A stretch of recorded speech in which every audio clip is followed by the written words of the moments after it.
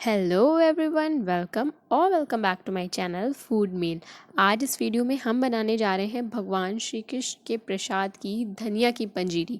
आप सभी को पता होगा कि भगवान श्री कृष्ण पे तरह तरह के भोग चढ़ाए जाते हैं, जिसमें मेवे और हमारा पंचामृत, विभिन्न प्रकार की मिठाइयाँ, आटे की पंजीरी और रामदाना और तमाम प्रसाद भगवान श्री कृष्ण पे जन्माष्टमी में चढ़ाए जाते हैं। तो उसी में एक प्रसाद बनाते हैं हमारे यहाँ नॉर्थ इंडिया में, धनिया की पंजीरी। तो आज हम आपको सिखाएंगे कि धनिया की पंजीरी आप घर में कैसे बना सकते हैं और इसे बनाना भी बहुत आसान है।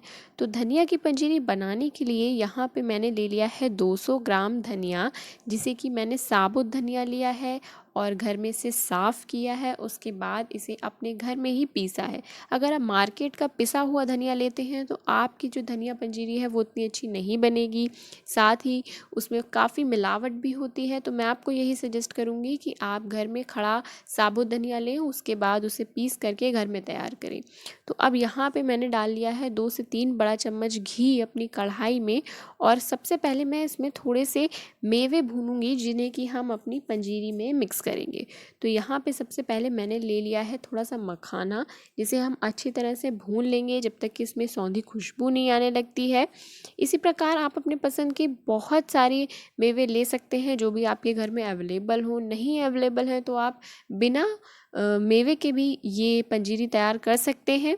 तो यहाँ पे इसके बाद मैंने लिया है यहाँ पे कसा हुआ नारियल, जिसे कि घर में ही ग्रेट किया है मैंने।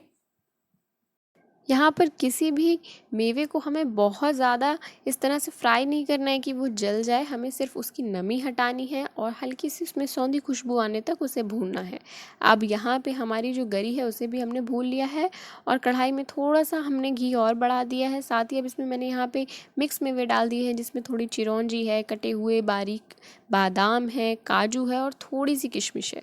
तो अब इन्हें भी बहुत अच्छी तरह से कम 102 मिनट के लिए अच्छी तरह से इस तरह से हाथों से चलाते रहेंगे, जिससे कि हमारे मेवे बिल्कुल भी लगे ना तली में, और इन्हें हम भून लेंगे।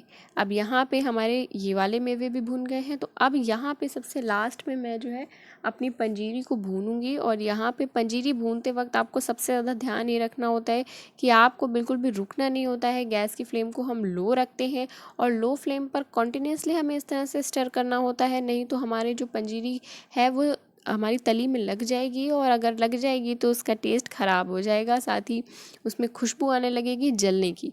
तो अब हम इसे भूनेंगे कम से कम 10 से 15 मिनट के लिए, जब तक कि इसमें अच्छी सी सौंधी खुशबू नहीं आने लगती है।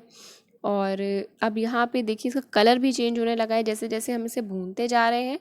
तो जब ये 10 से 15 मिनट बाद अच्छी तरह से भुन जाएगी, उसके बाद हम इसे किसी बर्तन में शिफ्ट कर लेंगे।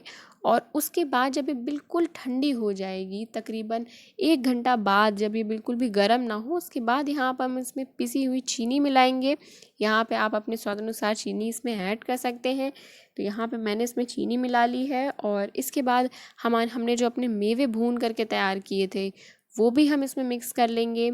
और हमारे जो बड़े यहाँ पे मखाने वगैरह थे उसे इस तरह से मैंने दरदरा कूट लिया है, जिससे कि हमारी पंजीरी में वो बहुत ज़्यादा बड़े टुकड़ों में ना आए। तो यहाँ पे कुछ छोटे टुकड़े हैं मखाने के, बाकी को मैंने इस तरह से हल्का सा तोड़ लिया है, थोड़ा सा पीस लिया है।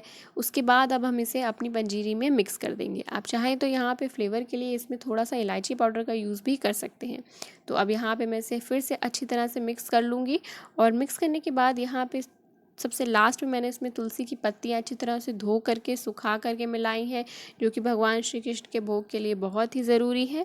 तो आप इस पंजीरी को ज़रूर बनाइएगा इस बार जन्माष्टमी के त्यौहार पे, और भोग ज़रूर लगाइएगा। साथ ही मुझे बताइएगा कि आपको ये पंजीरी कैसी लगी। आप सभी को जन्माष्टमी के त्यौहार की ढेरों शुभकामनाएं। और अगर आपको ये रेसिपी अच्छी लगी हो तो प्लीज़ इस वीडियो को लाइक कीजिएगा, साथ ही हमारे चैनल को सब्सक्राइब कीजिएगा और आने वाले वीडियोस के लिए बेल आइकन को ज़रूर प्रेस कीजिएगा। मिलते हैं अब आपसे नेक्स्ट वीडियो में।